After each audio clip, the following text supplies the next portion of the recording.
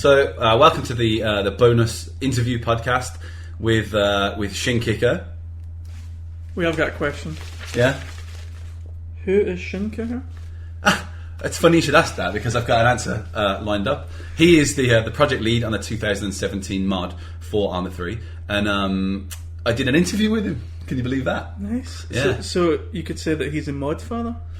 You could say he's a mod father, yeah. Is he Paul Weller? No, he's definitely not Paul Weller. Okay. I didn't ask him that, but we could probably... So maybe he is Paul Weller? Could be, yeah. Okay. Yeah. Cool. Which is quite cool because he's quite a small hero of mine. Nice. Yeah. Nice. Which would mean that I've talked to Paul Weller. Which I never... And I've spoken to someone that's spoken to Paul Weller? Well, I used to live with someone that lived just down the road from Paul Weller. Man, yeah, and that's real, that's not made up for fun. This is getting... It's getting wild, isn't it? Yeah. So yeah, let's go into it. It's quite a long one. I think it was about 55 minutes long. And enjoy.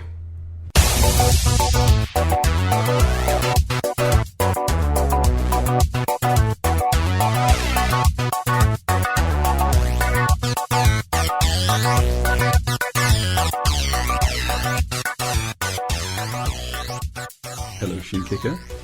Hello, Andy. Thanks for having me. So what I want to do is just talk to you about a few things about not so much the mod itself, but more about you. How did you get to the point you are now? How did you become the project lead, etc., etc., and kind of really like, first of all, like how did you get into modding? What was the route you took, and how did it come to be that you are where you are now? Yeah, I think essentially it's just. I mean, it's like it is for all of us, really. It's just a love of video games, Yeah. and it just started off. I think it was a lot of tinkering, really, that I've done over the years. And if I was to try and think where it started, I mean, probably around sort of Counter-Strike and Half-Life, really, with the Source engine, Yeah. and Gary's mod. Yeah. So I used to hang around on Face Punch quite a lot, and I do various bits and pieces, but I never really did anything of any substantial size. But I think that's really where it started. Is just a curiosity. So I mean, I've always sort of, whenever I've got a new game, I've been excited to play it, but I've been just as excited to get into the folders and to see. Yeah, to see what made the game do what it did. Yeah, very much. Yeah, so I go, right, okay, there's the folders. Okay, there's the textures. That's interesting. Can I open these models? Yeah, can I change the textures? Or yeah, very much. Yeah, and that's really, that's the great thing about modding is that kind of exploration process where you try something and it breaks, and then you've got that kind of belligerence of you're not going to let it beat you. There must be a way to do this, So you start just sort of trying different things and keep going and keep hammering at it, really. Yeah, until you get something you think that I think I remember for me it might have been when Driver was released on the PC, and someone released some kind of tool that allowed you to look at to sort of alter the skins. I remember that feeling the first time I ever put my own skin on a car and then had it in game. I was like, oh, this is brilliant, I've got my own car in game. It's a buzz, isn't it?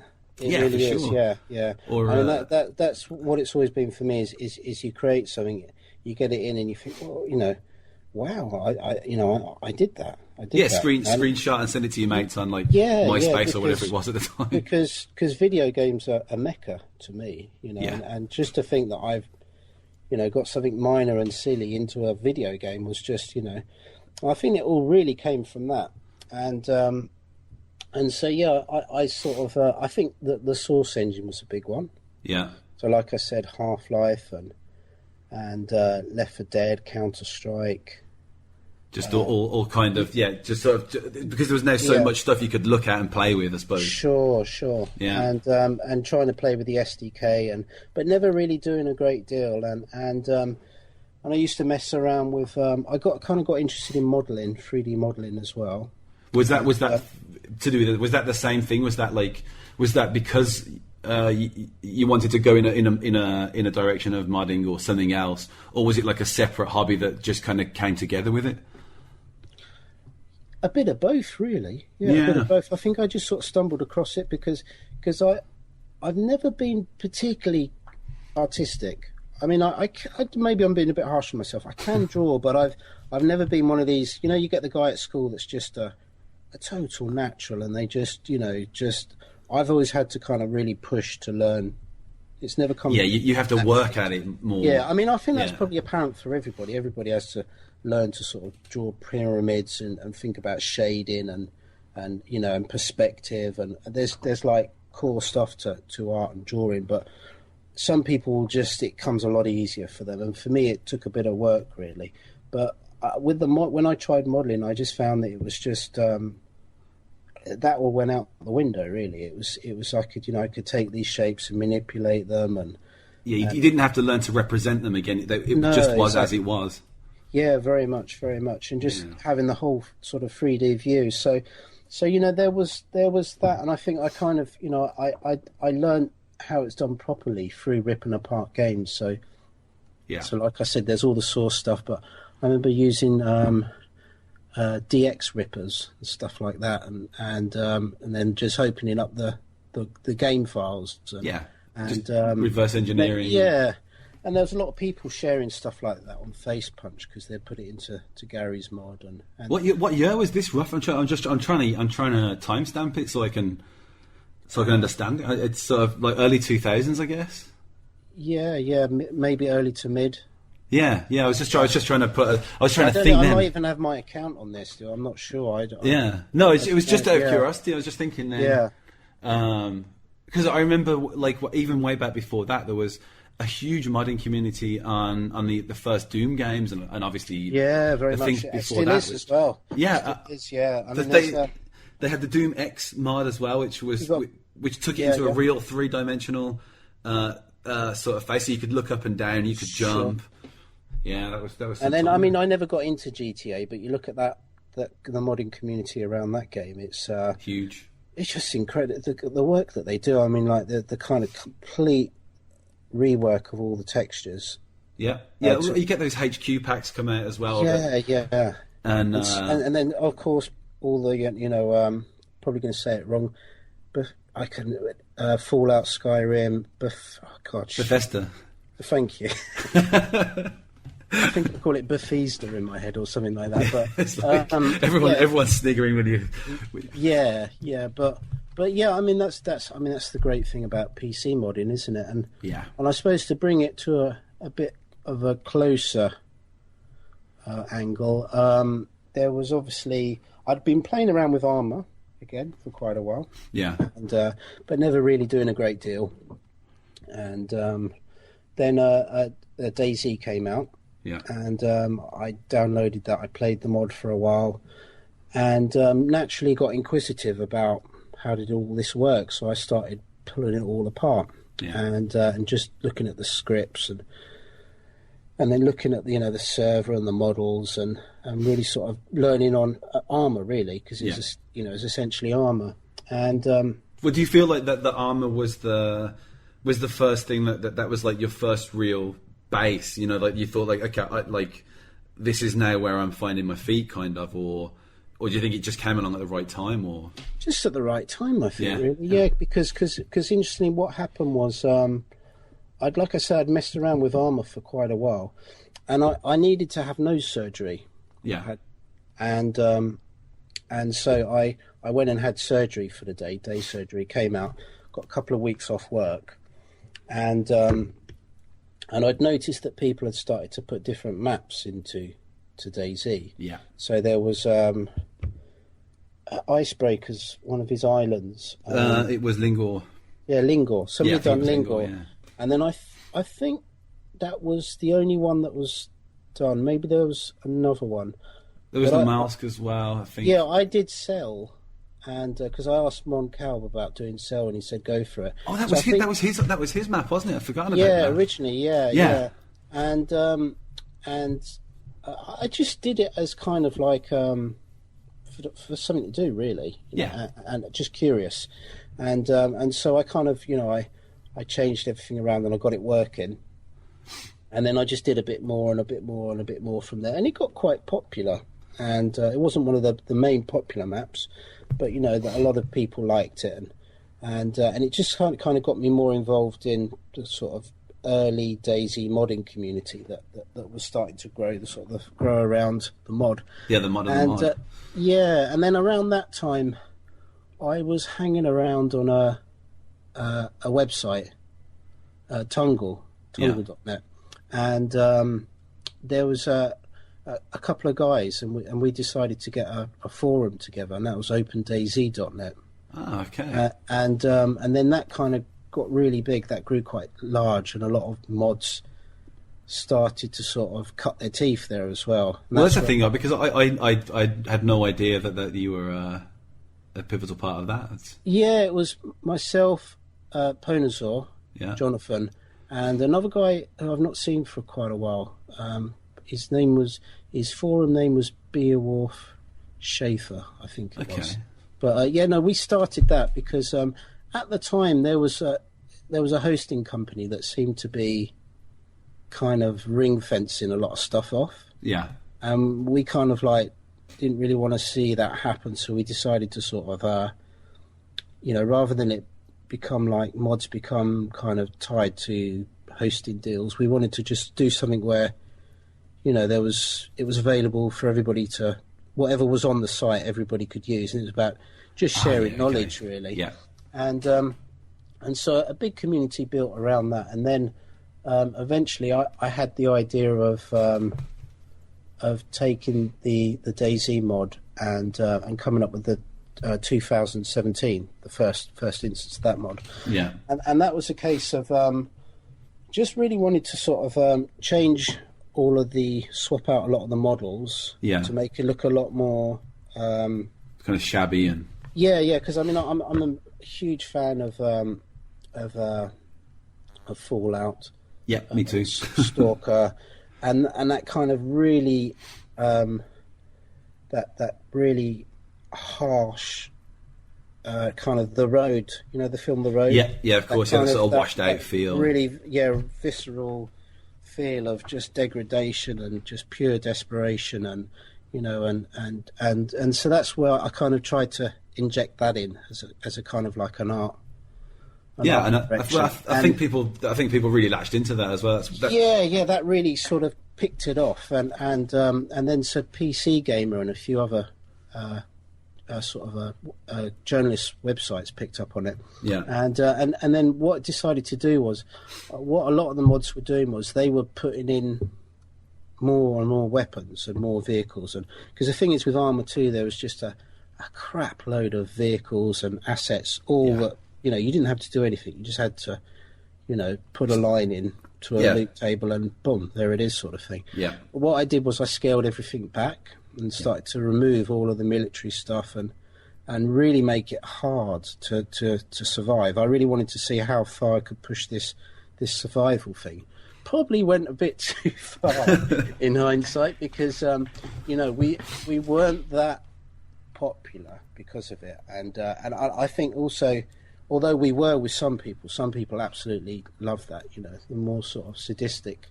Yeah, of course. But, but it was a very interesting experiment to do, and I think the first release as well, we rushed it out. We really did rush it out because it was December 2012. Yeah, and it looked like Standalone was going to release. Of course, because they were talking about doing that way back then. Yeah. So I was like, well, fuck, if I don't get this out, then Standalone's just going to come out and just blow it all out the water. So, we're going to be swept under the rug. Yeah, it's just so just chuck it out. It's broken as fuck. Let's just get it out. Do you see what I mean?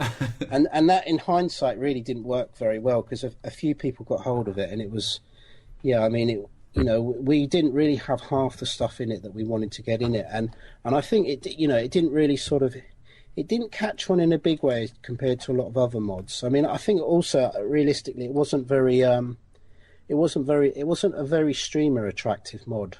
No, because those guys need action and they need weapons, and 2017 was sort of, there was, people were like dying because they couldn't find matches. literally dying of hunger, yeah. And the other interesting thing that happened was people were like meeting up and actually swapping shit and trading shit just to stay alive. Well, that's one thing I was going to ask you as well. Was that a thing that you noticed, that people there was more teamwork? It did, and a lot of small communities really sort of amalgamated, if that's like the word, out of that. Like I think there's a server in Germany that's still going, and so that really sort of that was quite interesting. But then we did actually come up with another release which had a load more in there. Yeah. But I think we'd put a lot of people off by that point.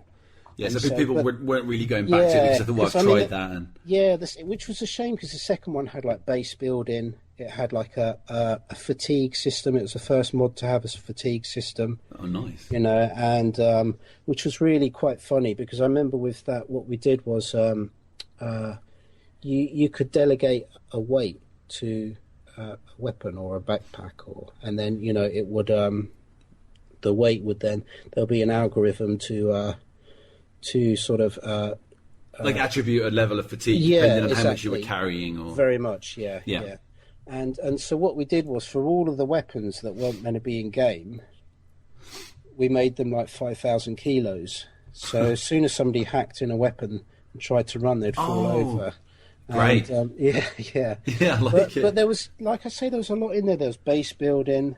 There was this fatigue system. We also got a lot more weapons in, so we lightened up a bit, and we put like the old rusty M4s with the torches on, and more vehicles. The tractor with the scoop on the front, but yeah, we kind of I think we fluffed up with the first release, really. But that taught me a lot, about. I was going to say it's all I learned.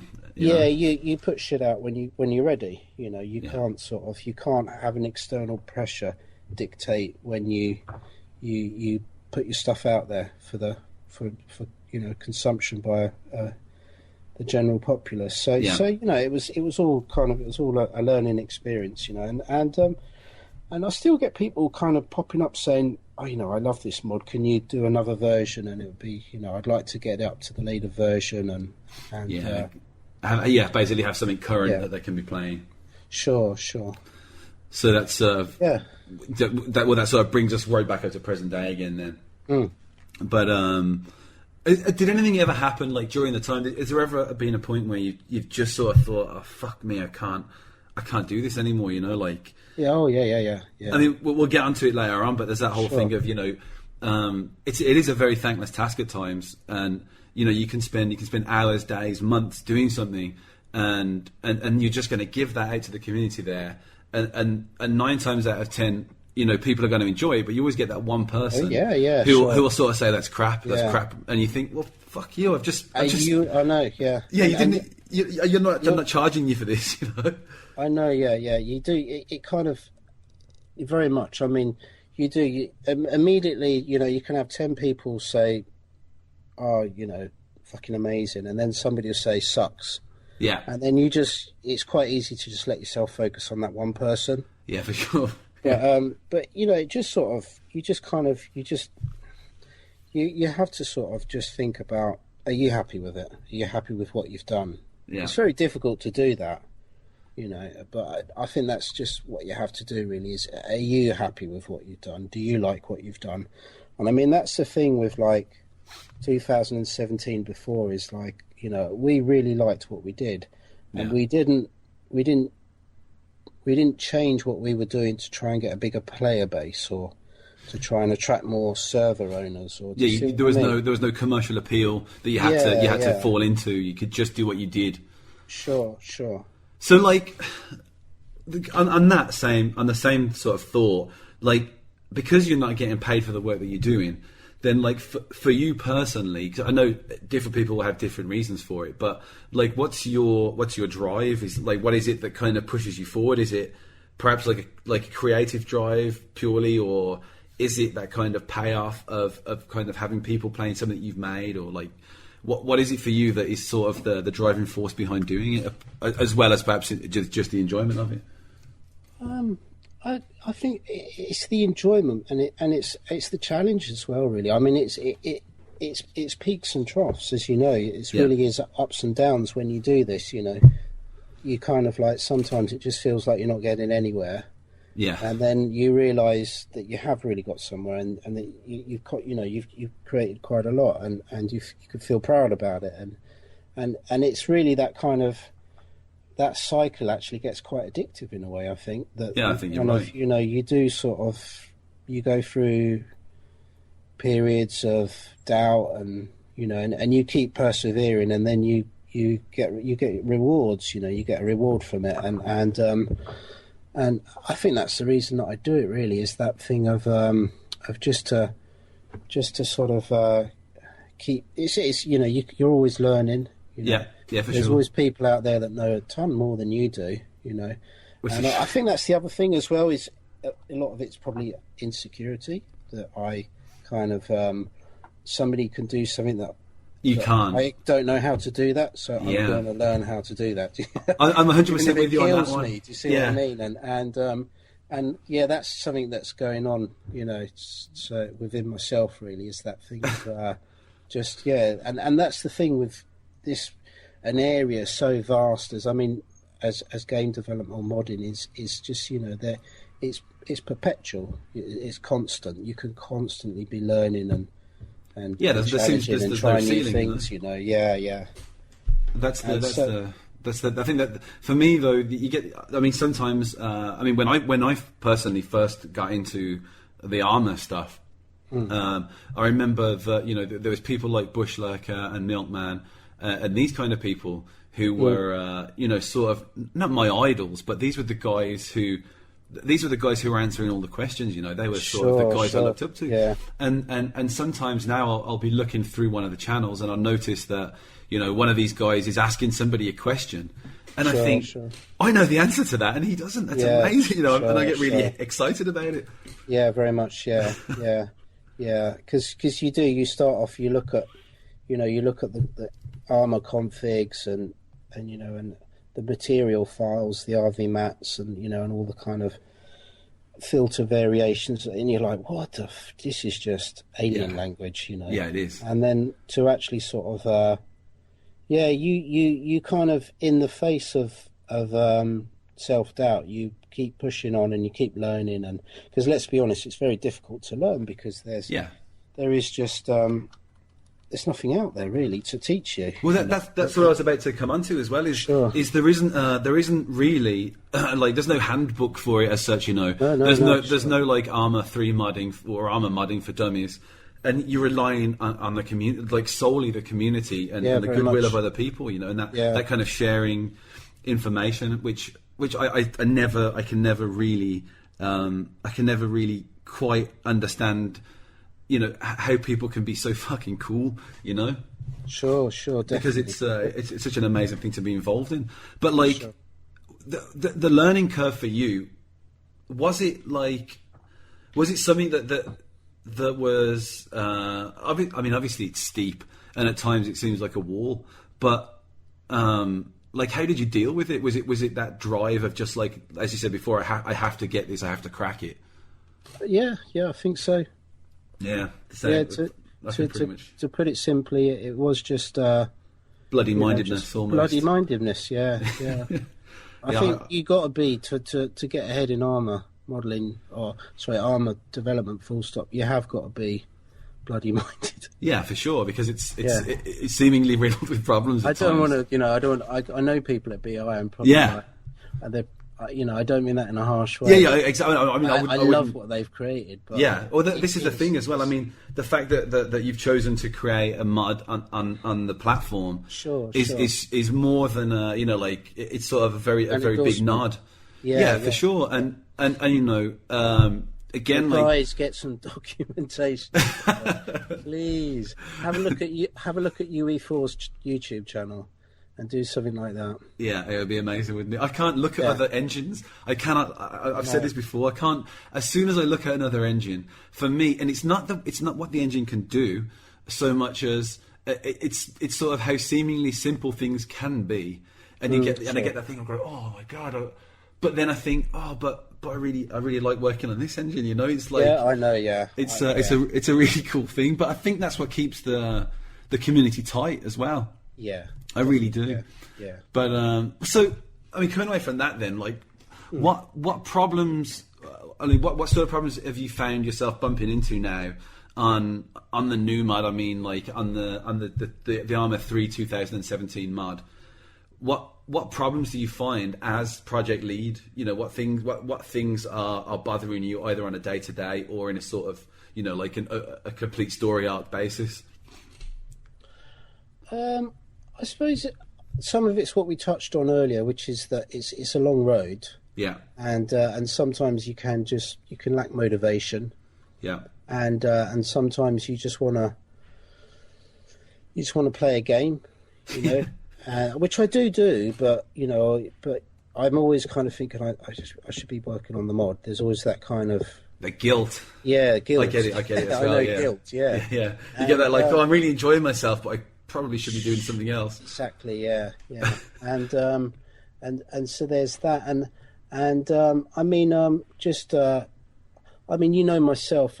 I'm kind of tagged as a lead, but we're very much a team, and yeah. And so, I mean, I've got some, you know, good core people that are just as fundamental to the mod as me. But I suppose within the capacity of being a lead, I suppose occasionally there's dramas, yeah, and you have to sort of be the one to try to resolve them.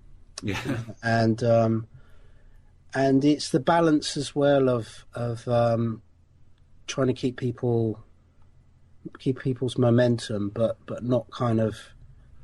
Well, this is not pester them. Do you see what I mean? Exactly. I mean, this is a thing that balance is very difficult as well, you know. And I think it could be easy for people to forget, because I mean, like, if you're just a consumer of a game or a mod for a game, I think like it's super easy to forget, and we've seen examples of this over and over, especially with DayZ, the original DayZ mod, where there was a lot of people sort of, you know, with this kind of a sense of entitlement, you know, like, we want dev blogs, we want this, we want that, we want this now. Sure. And I think the thing people always forget is that, you know, these people who are modding are doing this for free.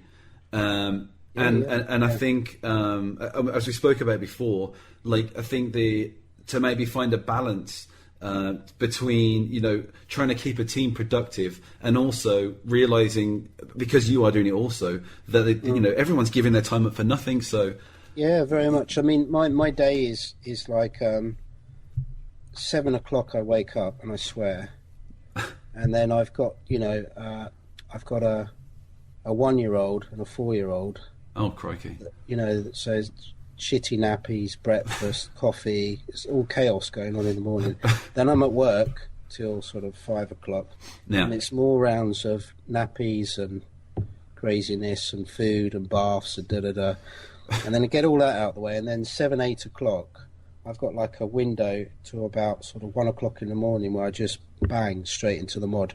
I mean, I do time over the weekend as well, but it's literally every spare moment I get is on the mod. And that's not to say cry me a river at all, you know. No. It's my choice. I love doing this. But the thing is, like, I know quite often communities can be like, oh, you know, when are you going to release? What's the release date? Yeah. But you can't really predict a release date when you're not sitting you're not working from 9 to 5. Yeah, there's no regular rhythm. You haven't got 10 people that you know that are working 9 to 5. Guys need to drop off and do different stuff, and you know, and I mean, so I suppose that's the other thing is it's just managing that some people can do a lot and other people can't do as much, you know. And not doing as much is okay as long as you're not doing as much consistently. That's the only thing, you know. I know what you're saying, yeah. Because, you know, like on the team we've got Carl, he's a monster. His work ethic, you know, and the amount and how quickly he does stuff, and Doc as well. Doc's Dr. Dentist is another one, you know. Yeah. He's in Malaysia, so he's on a different time zone to us. But I'm like thinking it's time for bed. Yeah. And Doc's still going. Yeah, and you're like, it's like 5, 6 o'clock in the morning, you know, and he runs a business as well. Oh, crikey. So I think, like, you know, the kind of the psychological makeup is workaholic, really, I suppose, to a degree, you know. Yeah, for sure. And like you know, I mean, don't need to point out how you are. with map creation as well. And Well, the thing I find it being an obsession. Well, it's not an obsession. It's an enjoyment as well. Well, but yeah, it is. It does verge on that, I think. Sometimes. But I tell you what I find as well is that since I really got into map making, without going too deeply into it, as soon as I really started getting into map making, it completely changed my view of everything else in the world. Every time I look at something now, my mind is literally breaking down, like, how could that be mapped? How could this be done? How could that be? Do you know what I mean? Like when I see, like a lake. I was just on holiday at some lakes, and there was all these amazing reeds and kind of long grass coming down into the lake. And without, I didn't break the mood of the holiday, but my half of my brain was going, well, this is relaxing and lovely, and the other half was going, it'd be fucking brilliant if I could replicate that in this map, So I think there is a level of obsession in there. Yeah, very much. I think there definitely has to be. Yeah, definitely. Yeah. But and then and so you have to realise that not everybody's like that, Yeah, and, for sure. And so. And that's okay, like yeah, sure. It's cool. Like as long, I think, if someone doing something is better than someone doing nothing. As you say, as long as there's a consistency there, I think it's probably okay. But yeah, so like, yeah, I mean, I'd say so. As like my role as lead, it's like I say, I'm it's there's autonomy in the team. Yeah. So, everybody gets to sort of have their own influence on the design. Yeah. And, there's guys that are more experienced in other areas than me. Yeah. Carl's got a hell of a lot of coding experience, knows that side a lot better than me. Doc's a beast in Photoshop and, and so I'm more sort of really here to just, if there's a mass disagreement and somebody needs to put their neck on the line and make a decision, I do that, and just to kind of skittle around everybody, see how they're doing, try and get a view of the big picture. Yeah. Just try and watch the feature creep a bit, and just do as much as I can. But I can only do so much as well. Yeah. That's the thing with like, because I have, I'm kind of very involved in modelling and developing myself. So I don't really see myself as being like it's my vision, and and I'm a kind of a solo and everybody else is in line behind me. It's very much 2017 is very much a team creation. It really is. So it's like a workshop effort as opposed to you're not a top floor CEO. I mean, I'll be the one to get it in the neck when it goes wrong, and I think Kyle's quite happy about that from his time at DayZ Mod, and seeing how the community can rile about something they don't like. So I mean, that will be my, I might have to be the punch bag occasionally. If we're, this is assuming that we're, the mod's successful. Yeah. And which, I think it there will be the core audience there that we've always had, and that's all that matters really is coming up with something that's enjoyable for them. But you do, I mean, gamers on the internet, you don't need to say anymore, really, do you? We're very vocal, we're very opinionated, and that's what makes it. Well, it's exciting, Exactly, yeah. Yeah. Very much, yeah. I think the anticipation of how it does when it sort of is released is also, part of the addiction of I guess that insecurity again of kind of being endorsed, I suppose. Could be another part of it. Is that it's that excitement. Not only that, but it's all mixed in there together. There's a sort of feeling of endorsement, a feeling of excitement that someone's enjoying something you've created. Yeah, very much. Yeah. And also, I guess the excitement of defending your position on certain things as well. Yeah, very much. Yeah. But I mean, like, so let's say you're going to take a break from thing. Like, if you're going to take a break from the game. Like what is it that you go and play? Like what? Well, it's a sort of a multi-part question. Yeah. Like obviously you're a gamer yourself, and then like when you're playing a game, do you play games purely for enjoyment, or for instance, would you sort of when you come to or you hit a creative wall with 2017? Is there a point where you sort of think I need some inspiration? Like, do you ever play for inspiration, or are you purely just playing for the sake of playing? I suppose it's more for the sake of playing quite a lot recently. Yeah. I've not really got into too many games.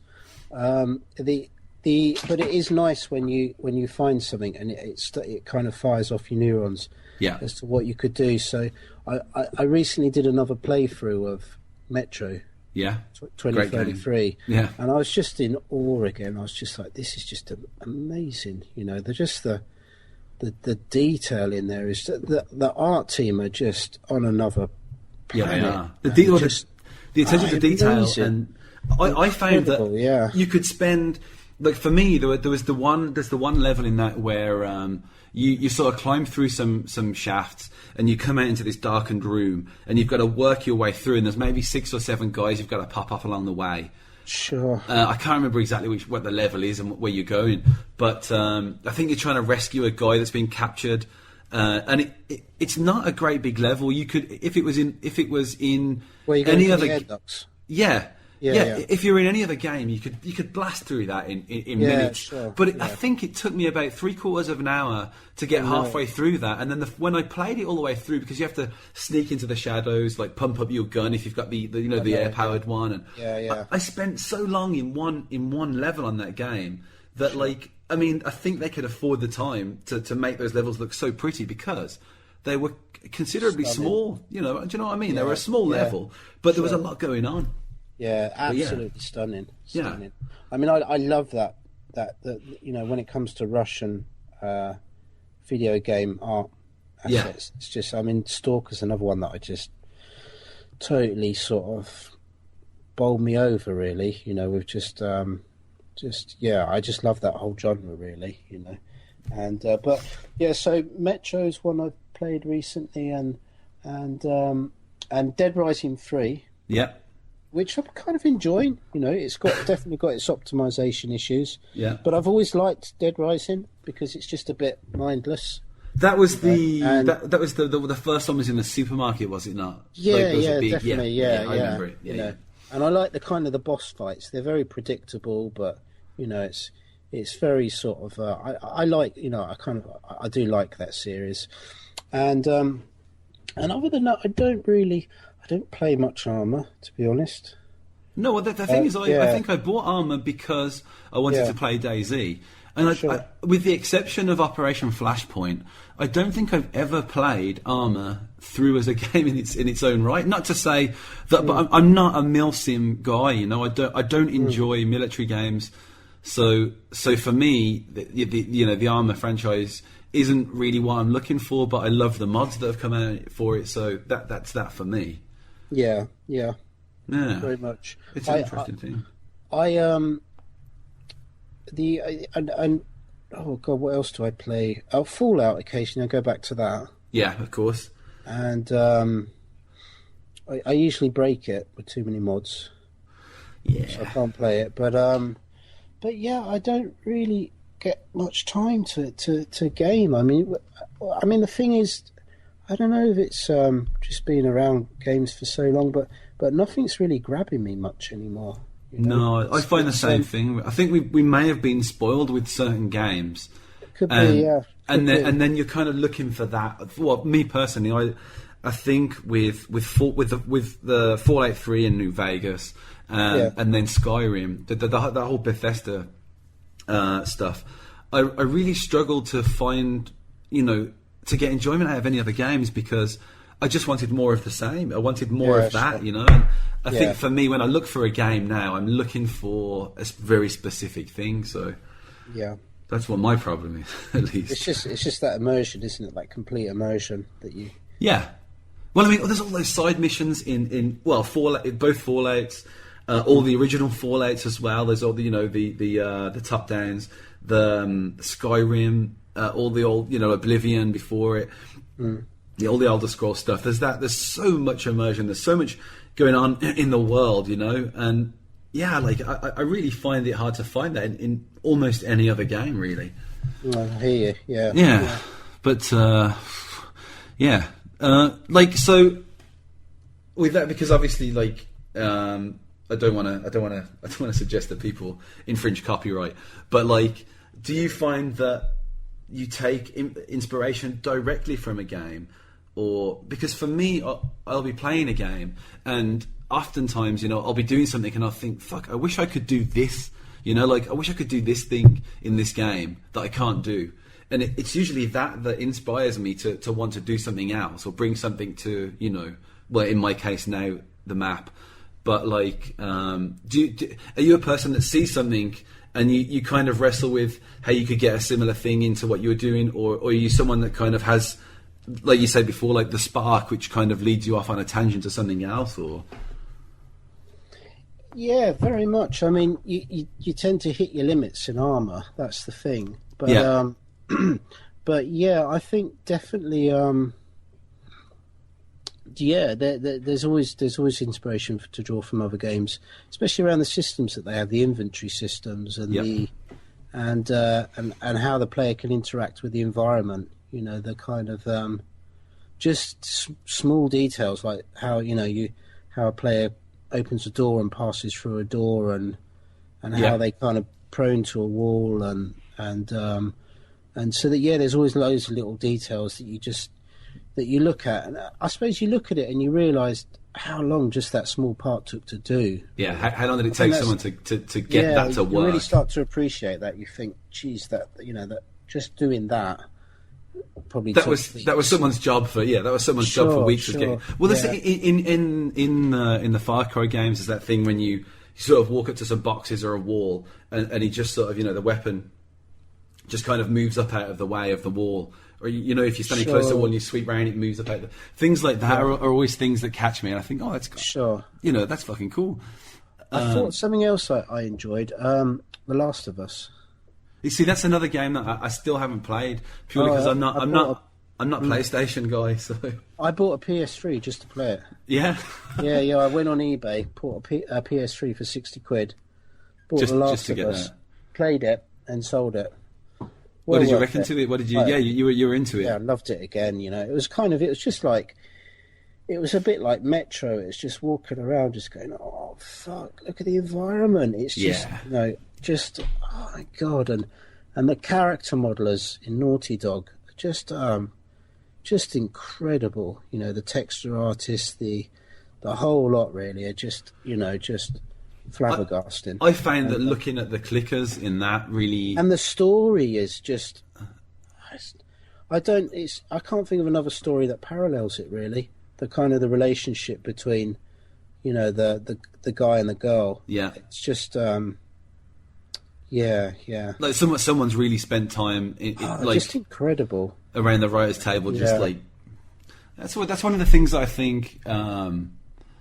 I think that's one of the things that can crash a game as well. It can really break a game is if you can have amazing graphics, you can have amazing features, but if you've got a really weak story, sometimes you sort of think, oh god, like there's no depth to it, Yeah, very much. Yeah. Unless that's what you want from a game, like for instance Dead Rising, which is very much you just want mindless, don't you? Yeah, you can just jump in and put buckets on zombies' heads and stuff. Yeah, sure. which is always fun. So then with this limitations thing, do you find that the limitations within the armor engine, is that like, I mean, we've discussed things in the past before, like in sort of team means and things, where I sort of been thinking to myself, like this is challenging us to come up with a creative way around X or Y. And is that how you see it? Do you see like the limitations as a sort of driving force for the creative side of things, or I mean, how do you look at those? Yeah, totally. Yeah, I mean, I don't want to give too much away about the mod, but it definitely manifested quite a big change for us, really, because essentially we just hit a wall with melee, and we realised that that it just was never going to be how we wanted it to be. And so we just had to find other approaches, and we tried something that we just thought wasn't going to work. Yeah, and it worked really. I'm not going to. I know. Yeah, I was about to say. I'd love to tell everybody, but I want to find out when they. When they get to play it. Yeah, I completely agree. Sometimes it's good to have people anxious of things. Yeah, and it just was like, why didn't we do this ages ago? Yeah. Why did we wait so long? Yeah, and it kind of so that changed the direction of the game quite a lot, and so really that's one of the big things with Armour is melee really, Yeah. and you can see that they're having this issue in standalone as well, Yeah. and those guys have got very low level access to the engine as well, and so there's that, and there's and just the animation workflow within Armour's very, very difficult as well. So that's not really enabled us to try new things, but that's just been an area that's a bit frustrating, really. It's I mean, I briefly played around with UE4, and it's just so incredibly easy to chain animations together using the blueprint system. And, I think I remember seeing that you sort of showed a little video. Yeah, I had like a guy rigged and animated, Yeah. Running around, jumping, and an idle stance, and it took me about 3-4 hours, and so that's kind of that was a big one, I think, for us. Really, was the issues that we hit. We realised we were never going to be able to get Pursuit AI and melee to the level that it was going to look and feel good, really, and so that kind of that made us look in other areas, and that kind of changed the direction of the mod a lot. Yeah.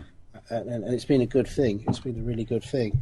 Well, I think it keeps everybody on their toes as well in a certain way. You can't really sit back on your laurels ever and sort of think, oh, we're going to be.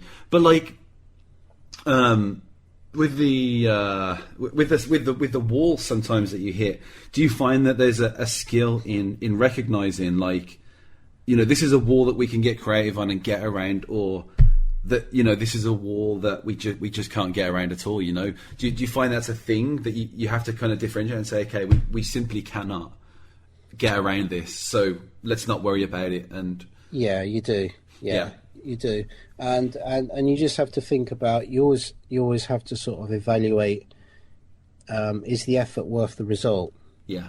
So it's like I was trying to remind myself to go for the low hanging fruit, the stuff that has the most impact in game, that requires the minimum amount. Is always worth going for first. Whereas doing something that doesn't really bring much to the game might sound really cool, but it doesn't really bring much. But it's a shitload to do. Then it's you sort of think, oh, it's just not worth it.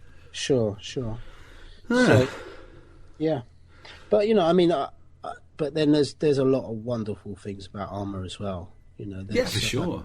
I mean, just at the moment, I'm working on the quest system. And just the framework that's there, just to allow me to spin up quests in game. It's just brilliant, really. Well, I think that's always been a strong point. Yeah, how everything triggers and setting up conditions to trigger and the multiplayer framework, and it's just it's really got its strengths there. Yeah, I think that was the you need to remember it's a milsim, really. Well, yeah, that's the thing. I think the first game I ever really played with in terms of like mission creating and things was OFP, Operation Flashpoint, back in the day, and I can't remember who. I don't even know if they're around anymore. There was a guy who had compiled this. You could download it and print it off, and it was like a Bible with all of the commands in there, and you could get people to flick off salutes and sit down and do this, and you could make these fantastic sort of missions for it. And I think that was what impressed me about the engine, like way back then. Like that was like 2000, 2001, I guess, maybe even earlier than that. Yeah. But I think that's always probably been a strong point of them. Yeah, definitely. Yeah. So what? All that said, like, what's the thing that you've done, and not just within the Armour engine, but like what's the thing that you've done that you're the most proud of? So to date, like, that you can look at and say, that's the thing, and that's what I'm, that's my baby, It's difficult to say again, because I always look back thinking I could do it better. Yeah. It's so I suppose if I look at recent history, as far back as I can think at the moment, I think maybe the character modelling, some of the character modelling for 2017.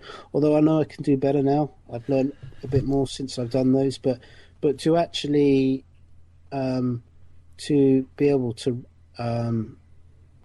get the skin weight correct and work out actually how to do that was quite a good little achievement, because there's not many people in Armour that are creating entirely new units. A lot of people retexture just Armour assets, and so to kind of to do like the big fat sadist guy and the and the creeper character. And I mean, I look at the models now and the meshes aren't that great and the textures aren't that great.